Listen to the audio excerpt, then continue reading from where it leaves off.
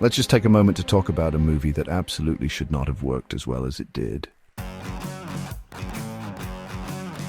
We're talking about a flick from the mid-90s that took slapstick, Tex Avery cartoons, hyper-stylized violence, and a man-child with the personality of a golden retriever on speed, and somehow made it into one of the most iconic cult films of its era. You had Jim Carrey in his full rubber-faced prime.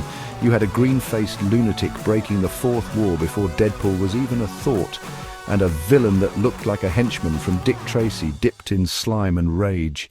It was insane, absurd and loud, and people loved it. But underneath all the dancing balloon animals and wolf-whistling tongues was something far darker. And I don't just mean the sequel that we don't talk about unless we're trying to summon a demon out of sheer spite. No, I mean the source material.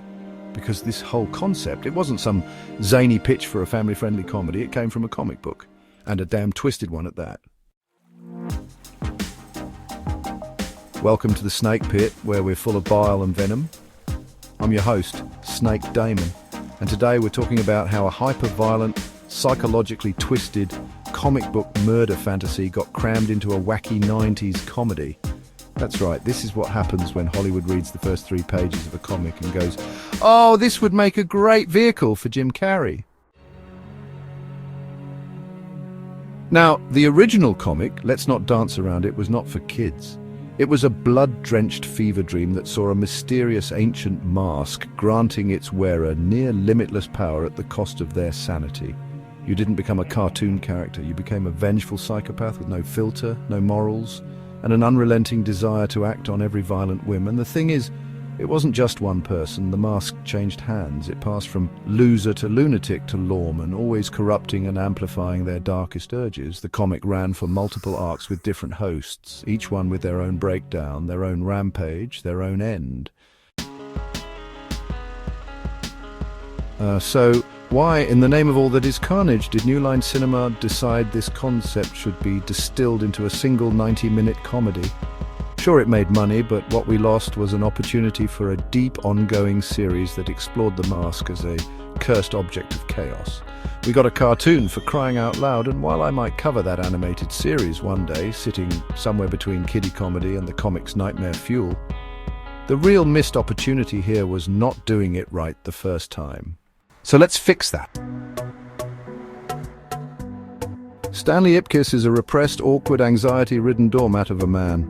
The kind who gets sneered at by his boss, rejected by women, and lives for escapism and cartoons, vintage movies, and the fantasy that one day he'll be important. His life changes when he stumbles across a strange tribal mask at a shady curiosity shop run by a cryptic old man. Possibly the first hint of the mask's larger mythology.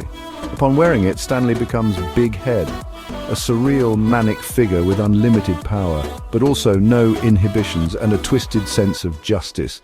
It starts as petty revenge, egging his boss's car, terrifying muggers, trashing the bank that denied him a loan.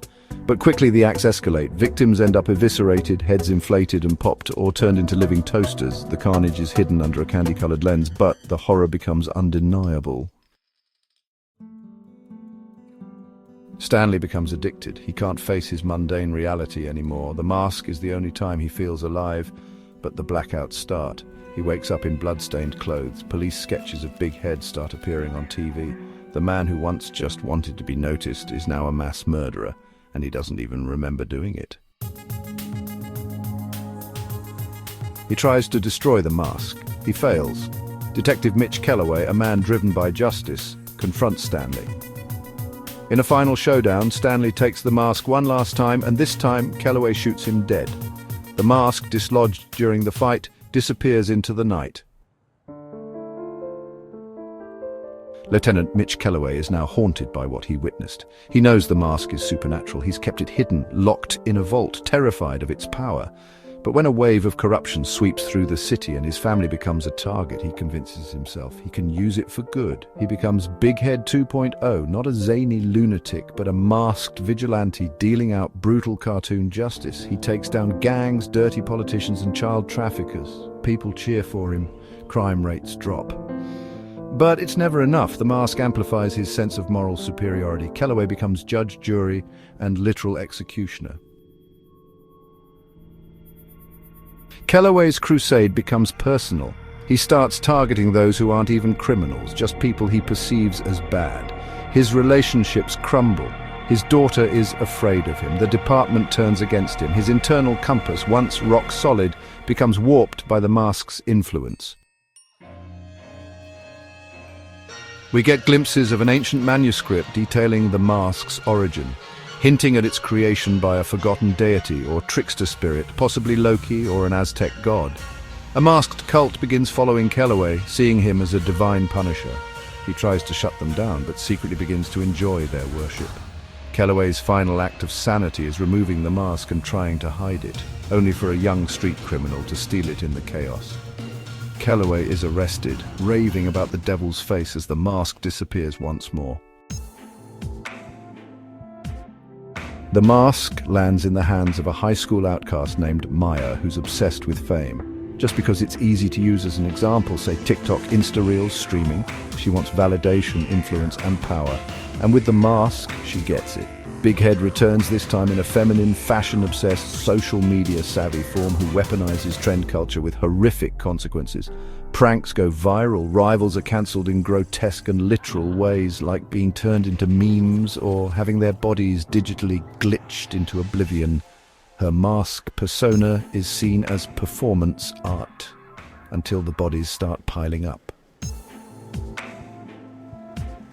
Maya becomes increasingly detached from reality, convinced she's a god of the new world. She live streams murders disguised as performance stunts. The mask feeds her delusions of grandeur. Her few real friends try to stop her, but even they aren't safe. A podcaster investigating the mask's history uncovers disturbing stories from around the world. A samurai warlord who wore it, a 1920s gangster. Even rumors it passed through Hitler's occult division. The mask's timeline is coming together. Maya vanishes during a live stream, sucked into a reality glitch she created, possibly hinting that the mask has begun creating its own dimension. The podcaster is last seen holding the mask. The podcast and online footage sparks a full-blown cult, the Church of the Big Head. They believe the mask is a gateway to godhood and begin hunting for it.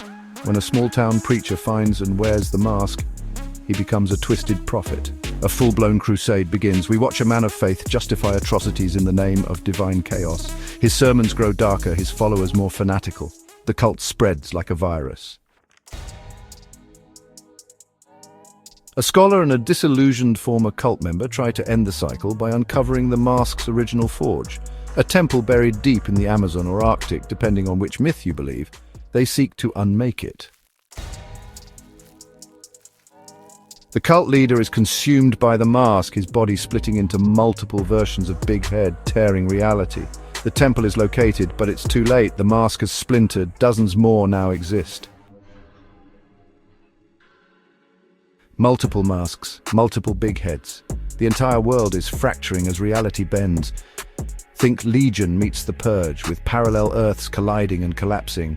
Survivors must navigate cartoonish nightmares turned real. Big Head becomes a plague, not a person, but a force. Reality rewrites itself in the image of madness. Final protagonists include the scholar from Season 4, Kellaway's now-grown daughter, and a Stanley clone from a pocket dimension. They band together to find the origin of the mask, possibly an alien artifact or the shattered essence of a god. They reach the beginning, a place outside time. One must wear the original mask and choose to destroy all masks, or become the one mask to rule them all. Roll credits, or don't. Maybe it loops. Maybe we see a small antique shop again, and the mask. That's how you do it. Anthology horror, dark satire, mythological mystery, psychological dissent, and yes, plenty of cartoon absurdity, but twisted into nightmare logic.